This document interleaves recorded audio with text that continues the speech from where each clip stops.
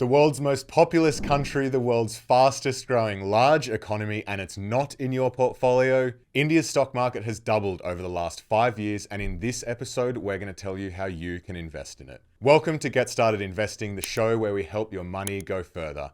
My name is Bryce, and as always, I'm joined by my equity buddy, Ren. How are you? I'm very good, Bryce. Very excited for this episode. We are putting two ETFs head to head, and they are two ETFs that, as you said, track the most exciting part of the stock market, depending on who you ask, but it's a part of the stock market that certainly has tongues a wagging in the Equity Mates community, including from Jared, who sent us this message. Hey guys, I love the pod. Looking at growing my satellite portfolio, I've been looking at different ETFs that serve the Indian market, and I've come across the Global X India Nifty 50 ETF, and the other is the BetaShares India Quality ETF. Really not sure where to invest my money, but I'm wanting to invest in India. Thanks. Love the pod. Keep it up. Nice. Thanks, Jared. Just a reminder that if you want to ask a question, you can submit it via a voicemail. There'll be a link in the show notes or the description. We love hearing from you. So in today's episode, Ren, we're going to cover why exposure to India and why our tongues are wagging.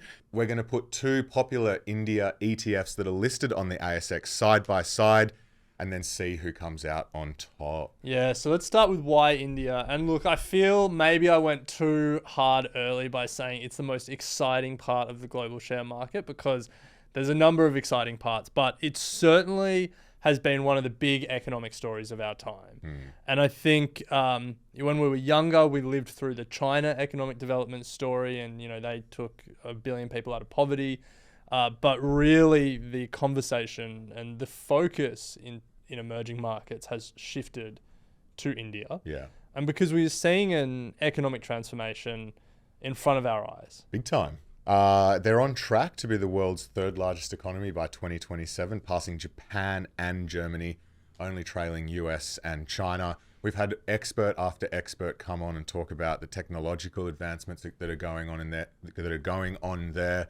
And the flow through that is having to some of the big companies that are listed on the stock market. The performance over the last decade has certainly been pretty impressive. Yeah, it's been one of the top performing equity markets if you look at really any time period, 5 years, 10 years, 20 years. And there are a number of reasons why that is the case. Like, its demographic profile looks a lot nicer than, let's just compare it to China really, but China's got an inverted population pyramid. India does not. No way. Quite a highly educated population, a lot of foreign investment in India, but also some interesting domestic industries and some domestic champion companies that have done really quite well. So there's a lot to like about India. The second part of the story that played out in China hasn't quite played out in India, which is the domestic consumption class. As per capita GDP rises and people are wealthier, China really went from an export-led economy to a domestic consumption-led economy. That hasn't happened in India yet. Question is... It's happening. Yeah, well, that is, I guess, the question, and that is part of the reason why some of these Indian companies are getting bid up quite high in the stock market. But look, that's all to say that India as an economy has really excited investors. The good news is that Australian ETF providers have responded to that excitement. Yes. And there are two products that sort of are the main ways that Aussie investors are investing in India. They both play on India with their ticker. Yeah. There's IIND, and then there's NDIA, which I guess you'd pronounce as India. So let's get into them. Alrighty, so we'll start with the Global X India Nifty 50 ETF. The ticker is the India one, NDIA. And we're going to compare it to BetaShares India Quality ETF, and that ticker is IIND. Now, if people want to follow these data points, you can go to the show notes or the YouTube description, and there'll be a link to a comparison sheet where you can read along at home. Now, let's start with the purpose of each, as always. So the purpose of India, the Global X Nifty 50, is to track the return of the NSE Nifty 50 index, which is the top 50 stocks listed over in India, whereas India, the BetaShares... whereas IND, BetaShares India Quality ETF... Let's make a rule. We're just going to say BetaShares and Global X from now on. It aims to track the performance of an index comprising a diversified portfolio of high-quality Indian companies? So I think what we can take from that is that the Global X ETF is just trying to track a market cap weighted index of the biggest companies in India, regardless of what they are. Whereas the beta shares version has a quality filter that it puts over the top of it. And so it tries to overweight companies that it assesses as quality. Well, in this case, which the index provider selective judges as quality, and underweight or exclude companies that are not seen as quality. So I think that's a really important consideration when you're comparing the two. We'll get to what that actually flows through to into holdings in a second. But before then, we always look at fees. Yeah. How much does it cost to access this opportunity? So for Global X, it's 0.69% per annum, and for the beta shares, India Quality, it's 0.8% per annum, which is reasonably in line with a thematic ETF in my view. On the higher end, but it's an emerging market. Like, you can understand why the fees are higher than US tech thematic ETF. Yeah. Bit more work that goes into buying and selling these shares. Yes. So let's have a look at the holdings because as we noted above, they are quite different. There is some overlap in terms of the names, but I think the list of stocks and also the relative weightings is worth noting. So let's start with Global X, which is more of a pure play market cap weighted index. HDFC Bank is 12% of the portfolio. ICICI Bank is 8%. Reliance Industries 8%. Infosys 6.5%. Bahari Airtel 4%. Tata Consultancy Services also 4%. ICT a bit under 4%. Larsen and Toubro, Axis Bank, Kotak Mahindra Bank, and the State Bank of India round out the top 10. You get a great sense of where sort of the power of the economy lies at the moment in India. Banking, yeah. You've got 1, 2, 3, 4, 5, 6 banks in there. 6 out of top 10. Couple of large conglomerates and a telecom, and consulting. So yeah, good insight into the economy over in India. Yeah. In terms of names that stand out to you, any that are worth noting? Yeah, HDFC is always a company that we hear spoken about when experts come on and pitch good high quality companies over in India.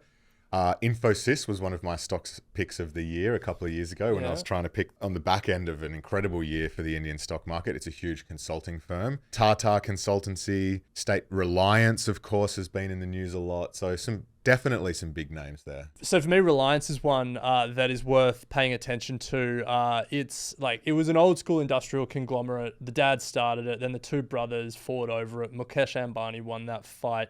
It was India's biggest company for a while.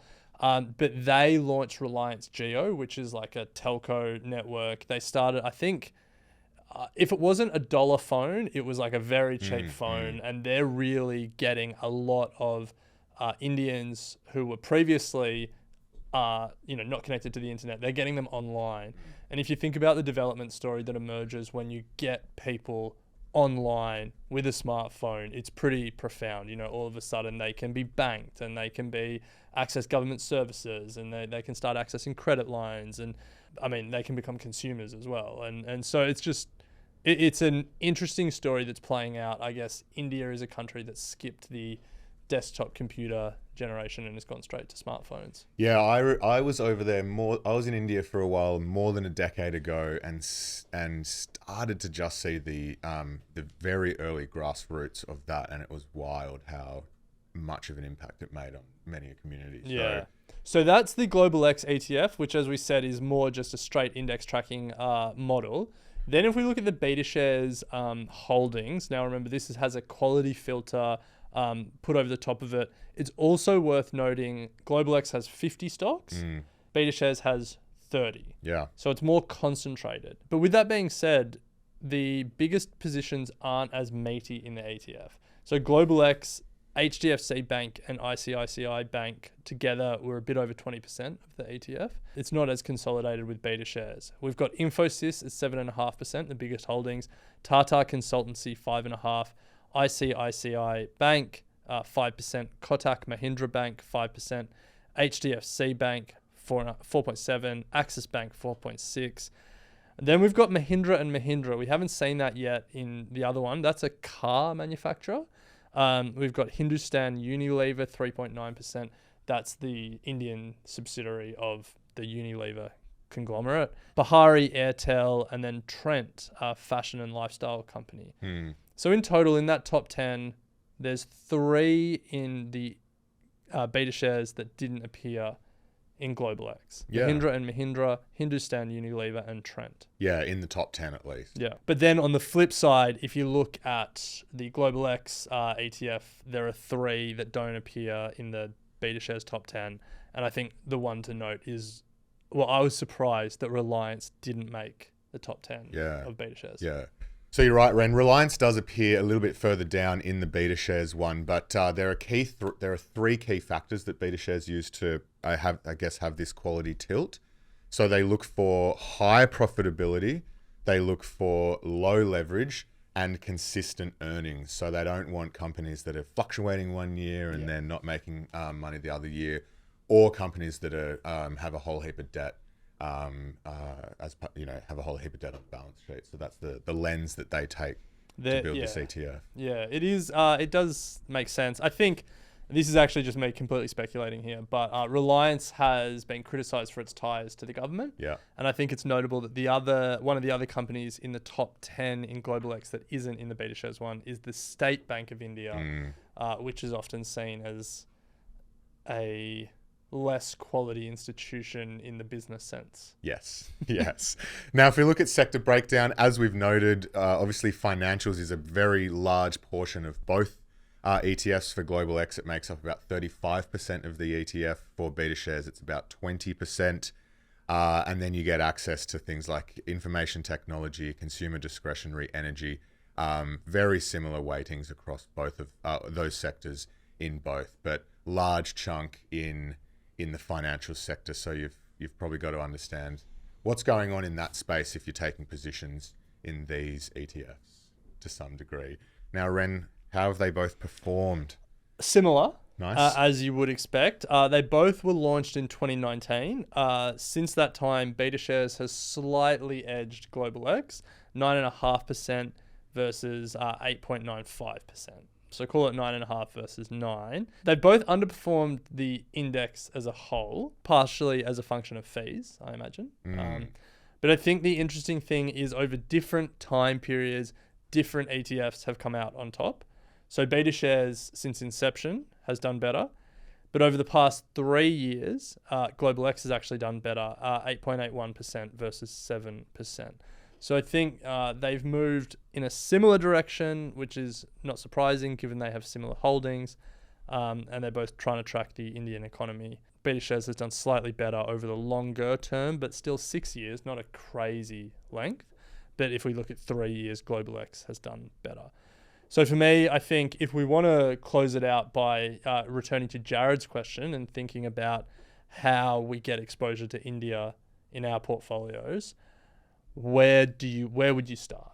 Well, Ren, for me, look, I don't mind both. Both slightly different strategies. Performance is very similar, slightly cheaper for Global X. If I'm thinking about it for a portfolio, then I can see advantages in not having just a straight up index, like actually having some sort of strategy. And I like in economies like India having a quality tilt to it and making sure that those companies are good quality and aren't going to, be relegated from the index in some way, shape or form. So for me, it's actually I would be happy with both.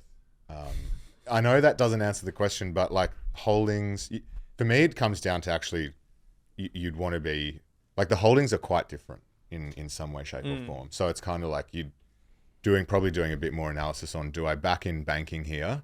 I'd probably be leaning to a little bit more towards India because it has a larger tilt towards financials, or am I expecting that the selective can pick a better portfolio of broader stocks? Like You've really anchored on this banking thing. 6 out of the top 10 are banks. But we never say like, you'd only invest in the ASX 200 if you believed in Australian banking. Yeah, we do. No, It's been the story of the last 40 but years. No, we say that the index over the long term will change. I guess I say that with change. context, knowing that this is where India is. Like, this is the Indian story at the moment. And so it's like, personally, that's not going to change for a while. Do you invest in either of these? No. Okay. Because you don't believe in Indian banking. Yeah. Like, for me, I have seen better funds that do better stock picking for like the smaller side of the Indian market, if that makes sense. Well, you can't say that and then not give people the names. So it's the Fidelity India Active ETF that comes to mind. And I think that if I'm going satellite, I don't mind having an actual stock picker out there rather than just taking a satellite index approach. Okay. Yeah. And that does translate into returns. I mean, this ETF's only been around since inception. This ETF's 2024. Yep. Has outperformed. Not past performance, no indication of future. But yeah, I don't want just banks, is what I'm saying. So Bryce, while you were talking there, I looked up the Fidelity India Fund. It's only been an active ETF since 2024, but it's been a managed fund since 2005. Since 2005, it's returned 10.7% a year. That's outperformed the benchmark by 0.7% a year in 20 years now.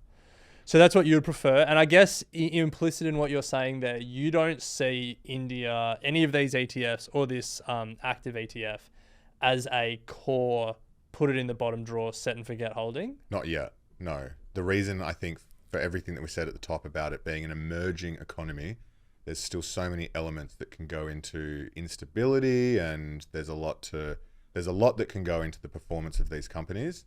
Like, I wouldn't have confidence that having this as a 40% holding like I do the S&P 500. Yeah. Yeah. Nice. And so then for me, it's like, well, what's the best way to get performance in these economies? And I have a view that active management has a role to play. Yeah. Well, look, I don't really disagree with any of that. I don't think there's any bad choices in either of the more passive ETFs. Well, I guess it's really that you've got a market cap weighted index ETF, a thematic ETF, and an active ETF.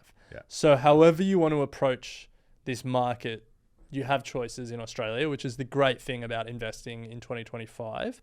Look, there's no bad choices, to be honest. Like, I would just be choosing one at random. I hear what you're saying about the active ETF. Like, we always say small caps and emerging markets, stock picking makes sense. I still think India probably classifies as an emerging market where you can screen out some of the slower growing industrials, prioritize some of the more interesting newer companies that are a bit smaller, but perhaps a bit more on the precipice of the new economy rather than, sitting back in the old. But back to we're doing an ETF and we've chosen a third ETF, which wasn't one of the choices. Yeah, well, I think back to Jared's question and what we said at the top, which is it's an economy. It potentially is going to be the world's largest at some point in the future. Both of these, it won't be the largest. It might. It's getting there. Both of these ETFs are going to give you the broad rise. Like not both, all three. All three. The bulk of their returns is going to come from the Indian economy. Exactly. Enough said. So if you want more vague fence-sitting ETF content, make sure you're subscribed wherever you're watching or listening, because there's plenty of ways to invest, there's plenty of themes, and there's plenty of markets. And we're going to be covering how you can get exposure to them all from right here in Australia or wherever you are in the world. So subscribe, tell a friend about it, leave us a review. But Bryce, that'll do us for today. Sounds good.